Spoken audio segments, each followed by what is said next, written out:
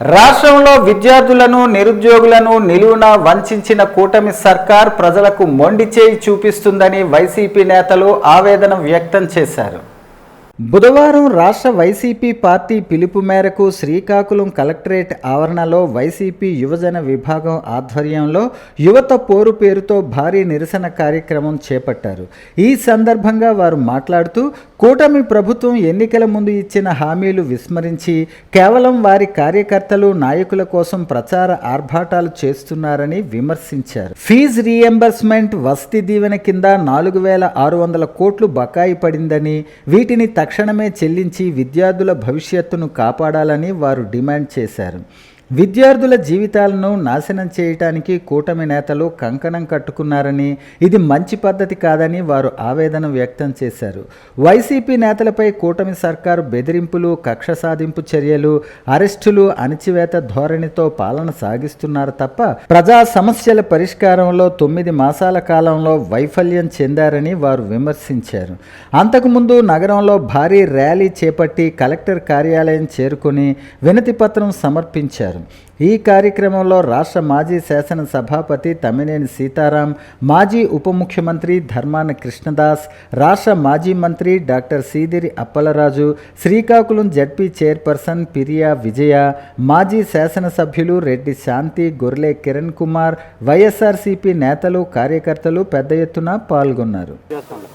ఎన్నికల ముందు గౌరవ కూటమి ప్రభుత్వం చంద్రబాబు నాయుడు గారి ఆధ్వర్యంలో అనేక వాగ్దానాలు ఇచ్చి ఎన్నికల ఫలితాల అనంతరం ఏ పని చేయలేకుండా అందరికీ నైరాశ్యంలో ముంచినటువంటి సందర్భం ఇవాళ చూస్తున్నాం. గత 8 నెలల్లో కూడా ప్రజలు అనేక రకాల ఇబ్బందులు పడుతున్నారు. గతంలో జగన్మోహన్ రెడ్డి నాయకత్వంలో మరి విద్య కానీ, వైద్యం కానీ, వ్యవసాయం కానీ అన్ని రంగాల్లో కూడా పేదలకు అండగా ఉండేటటువంటి ప్రభుత్వం జగన్మోహన్ రెడ్డి గారి ప్రభుత్వం.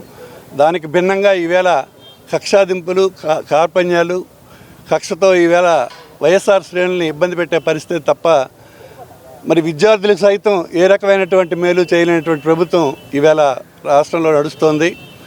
మేము కోరేది ఒకటే, ఏదైతే మీరు ఎన్నికల ముందే వాగ్దానాలు ఇచ్చారో నిరుద్యోగుల పట్ల కానీ, విద్యార్థుల పట్ల కానీ, రైతుల పట్ల కానీ, నిరుపేదలైనటువంటి పేదల పట్ల కానీ మీరు స్పందించి మీరు ఇచ్చిన ఎన్నికల వాగ్దానాలు అమలు చేయాలని మేము వినయపూర్వకంగా అభ్యర్థిస్తున్నాం.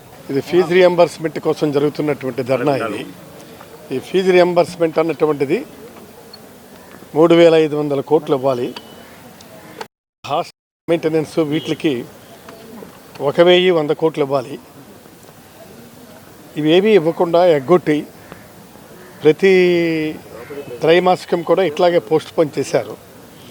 ఇవాళ ఇంత రగిలిపోతున్నా, రాష్ట్రం ఇంత అట్టుడుకు ఉడుకుతున్నా మీరు కనీసం చేమ కొట్టినట్టు కూడా మీకు లేదు.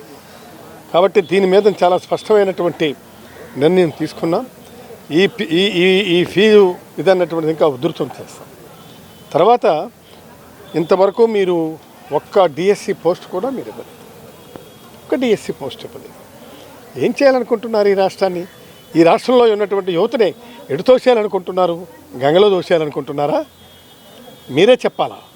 కాబట్టి దీని మీద చాలా తీవ్రమైనటువంటి పరిణామాలు సంభవిస్తే దయచేసి దీన్ని మీరు ఇంకో విధంగా అన్యదా భావించకుండా దీన్ని వెంటనే తక్షణమే ఈ కార్యక్రమాన్ని విజయవంతం చేయాల్సినటువంటి అవసరం ఉందని చెప్పి నేను మనం చేస్తున్నాను. మెడికల్ కాలేజీలు కట్టడానికి కేంద్ర ప్రభుత్వం గ్రాంట్లు ఇవ్వడం లేదా? మీరు ఎందుకు మెడికల్ కాలేజీల నిర్మాణానికి కేంద్ర ప్రభుత్వం గ్రాంట్లు ఎందుకు మీరు తీసుకోరు? ఓ 4,000 కోట్లు పెడితే ఆ 10-11 మెడికల్ కాలేజీలు కూడా పూర్తి అయిపోయేటటువంటి పరిస్థితి. ఓ 4,000 కోట్లు ఆంధ్రప్రదేశ్ ప్రజల కోసం పెట్టడానికి మీ కష్టం. మీ దగ్గర డబ్బులు లేవు, మీ దగ్గర బడ్జెట్ లేదు. మీ సొంత మనుషులకి, మీ సొంత సామాజిక వర్గానికి, మీ సొంత పార్టీ మనుషులకి కేటాయించుకోవడానికి, లేకపోతే వాళ్ళ అభివృద్ధి కోసం అని చెప్పి 67,000 కోట్లు పెట్టి మీరు ఓ నగరాన్ని నిర్మించాలని మీరు ప్లాన్ చేస్తూ ఉన్నారు. ఏమిటి దారుణం? నాకు అర్థం కాదు. మా ఉత్తరాంధ్ర ముఖ్యమైనటువంటి నగరం విశాఖపట్నాన్ని ఎలాగో మర్చిపోయారు మీరు. విశాఖపట్నంలో జరగాల్సిన పనులు సైతం ఆపేసి ఆ నిధులు మీరు మళ్లించుకుంటా ఉన్నారు. కనీసం పేద ప్రజలకు అవసరమైనటువంటి మెడికల్ కాలేజీల నిర్మాణానికి డబ్బులు లేవన్నటువంటి మాట ఏమిటా మాట? ఏమిటా గవర్నెన్స్? ఏంటో అంత పెడసరి మాటలు. ఆ వైద్య శాఖ మంత్రి, ముఖ్యమంత్రి గారు 4,000 కోట్లు పెట్టడానికి మీకు కష్టమండి. 60-70 వేల కోట్లతో మీరు రోడ్లు, బిల్డింగ్లు, బొలేరీలు పెట్టుకోవడానికి మీకు డబ్బులు ఉన్నాయి. ఎంత ఆవేదన ఇది! విద్యార్థులకు చదువుకోవాలంటే స్కూల్కి కాలేజీకి వెళ్ళాలంటే భయం పట్టేస్తుంది. గత ఎన్ని త్రైమాసికాల్లో విడుదల చేయవలసిన డబ్బులు విడుదల చేయకుంటున్నారు. వారి విద్యాదీవెన లేదు, వసతి దీవెన లేదు, ఫీజు రియంబర్స్మెంట్ పథకాన్ని పూర్తిగా నిర్వీర్యం చేశారు. పేదవాళ్ళు చదివేది ఎక్కడ? ప్రైవేట్ కాలేజీకి వెళ్ళగలరా చెప్పండి ఒక్కసారి. నాలాంటి ఎంతోమంది తల్లిదండ్రులు ఎంత కష్టాలు పడుతున్నారు, ఏం చేయాలో తిక్కుతోచిన పరిస్థితి. గత 5 సంవత్సరాలు ఒకసారి తీసుకోండి ఒక్కసారి హిస్టరీ.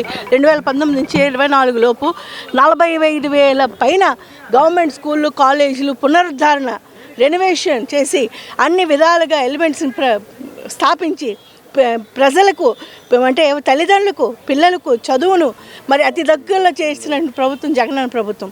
ఈరోజు చూస్తే చాలా భయంకరమైనటువంటి రోజులు.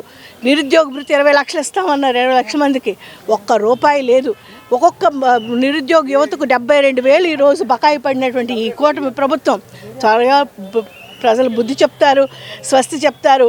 నిజానికి, న్యాయానికి, నీతికి, ధర్మానికే మళ్ళీ పెద్ద పీఠం వేస్తారని మనసారా నమ్ముతున్నాను. మనం చూసినట్టయితే మన రాష్ట్రంలోని స్టూడెంట్స్ అందరూ కూడా చాలా అల్లాడిపోతున్నారు. 5 త్రైమాసికాలు అంటే సుమారు 15 మంత్స్ది ఏదైతే ఫీజు రియంబర్స్మెంట్ ఉందో ఇప్పుడున్న కూటమి ప్రభుత్వం అసలు ఒక్క రూపాయి కూడా చెల్లించకపోవడం వల్ల చాలామంది స్కూల్స్లో మరి హాల్ టికెట్స్ కూడా ఇవ్వలేదు. ఎందుకంటే ఆ ఫీజులు కట్టలేదు, రియంబర్స్మెంట్ అవ్వలేదు. కాబట్టి ఇవ్వలేని పరిస్థితుల్లోని ప్రైవేట్ ఈ స్కూల్స్ అన్నీ కూడా హాల్ టికెట్స్ అయితే ఇవ్వలేదు పిల్లలకి.